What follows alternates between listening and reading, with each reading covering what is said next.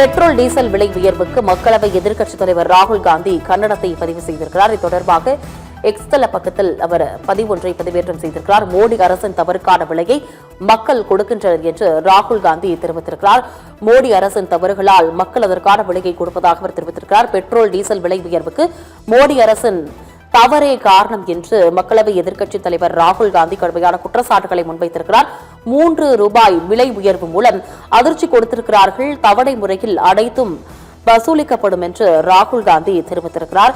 Petrol diesel விலை உயர்வால் அனைத்து மக்களும் அதிர்ச்சியில் உறைந்திருக்கக்கூடிய சூழ்நிலையில் மோடி அரசின் தவறுகளால் மக்கள் அதற்கான விலையை கொடுக்கிறார்கள் என்று ராகுல் காந்தி தெரிவித்திருக்கிறார். பெட்ரோல் டீசல் விலை உயர்வுக்கு கடுமையான கண்டனங்களை பதிவு செய்திருக்கக்கூடிய மக்களவை எதிர்க்கட்சித் தலைவர் ராகுல் காந்தி இது தொடர்பாக எக்ஸ் தளத்தில் பதிவொன்றை பதிவேற்றம் செய்திருக்கிறார். மோடி அரசின் தவறுக்கான விலையை மக்கள் கொடுக்கின்றனர் என்று ராகுல் காந்தி தெரிவித்திருக்கிறார்.